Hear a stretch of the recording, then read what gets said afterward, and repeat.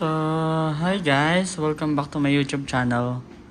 So, for today's video guys ay ayan, nakita nyo na, Zebra printer guys. Magpapalit tayo ng thermal head. Ito guys yung kanyang thermal head, papalitan natin. Ayan siya. So, una, gagawin nyo is open.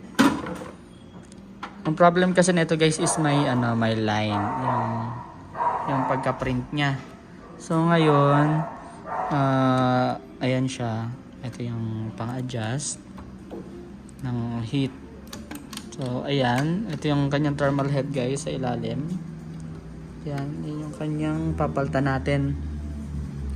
So una, tinanggal ko to guys. Natanggal ko na kasi bago ako na late na realize mag-video. Ito siya. Nandito yung nakakabit. Yan, nandyan yan, nakakabit. So, nakatornilyo yan dyan, guys. Yan, nakaganyan yan dyan. Ngayon, pag natanggal nyo na yan, yan. Ito yung thermal head. Open natin.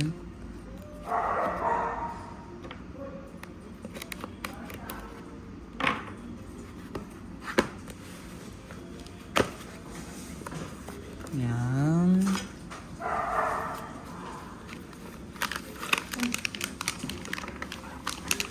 So, ayan siya.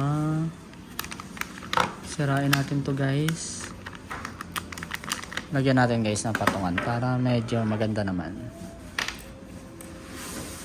Yan. Sirain natin.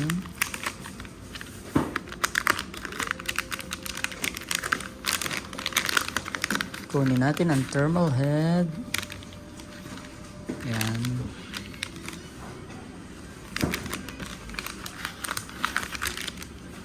Yan siya. Ito. Ganito ang magiging pwesto niya guys. Yan. Nakaganto siya. Ay. Baliktad. Yan. Nakaganyan siya guys. So, ganyan yung pwesto niya. Ngayon, bago mo syempre ikabit to, tatanggalin mo yung plastic na to. Pero mamaya natin tanggalin guys. Kasi tatanggalin muna natin to.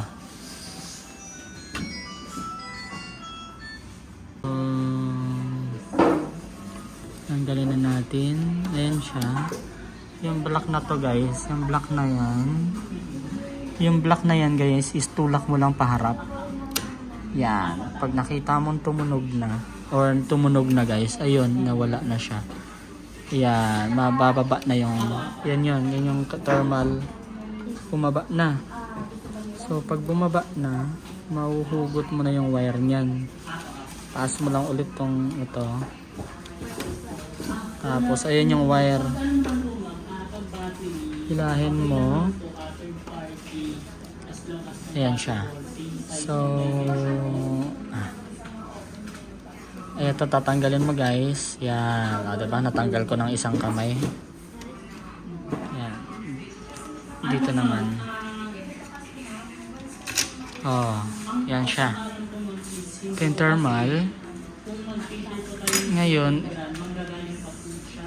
ayan, kakabit natin siya guys. Mahirap ikabit guys ng isang kamay. Tatanggalin ko muna.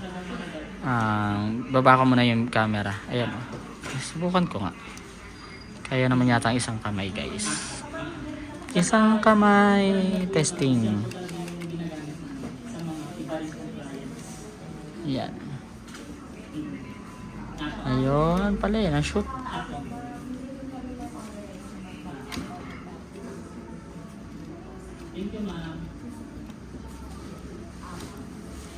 Ayan. Make sure guys na nakapasok na pasok yung connection niya. Ayan. Yung connection na yan. Tapos, saka malalagay ito dito. Ayan, sa kanal. Ayan, kanal na yan. Tapos, kanal din dun. Ilalagay mo. Tapos, sasarado mo siya guys. Tapos, ito naman, itong dalawang to, kailangan nakapasok dun sa butas na yan. Yun, yung butas na yun. Ayan. Ay, hindi kita. So, baba ko pa. Yan. Kailangan nakapasok dyan sa butas na yan, guys.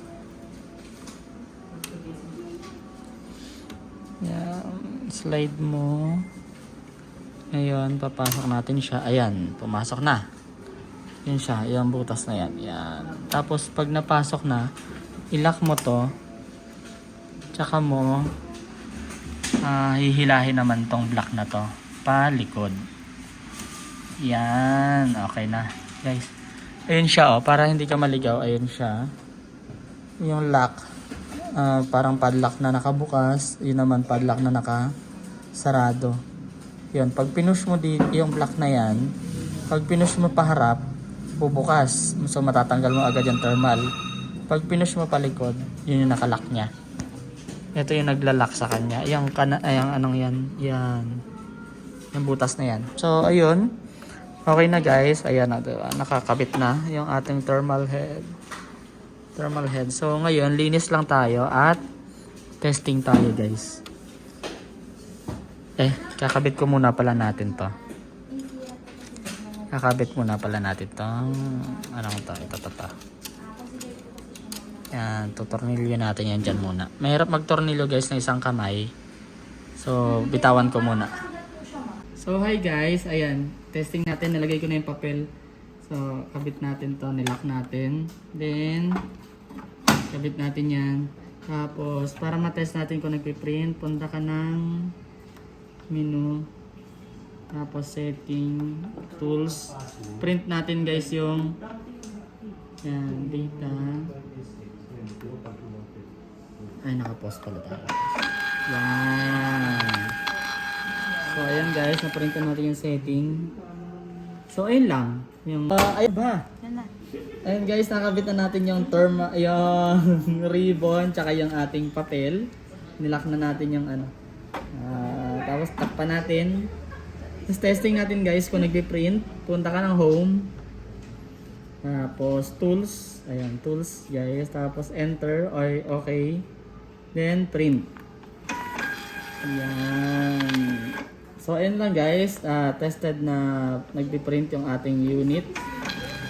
So, okay na yung pagpalit natin ng thermal head.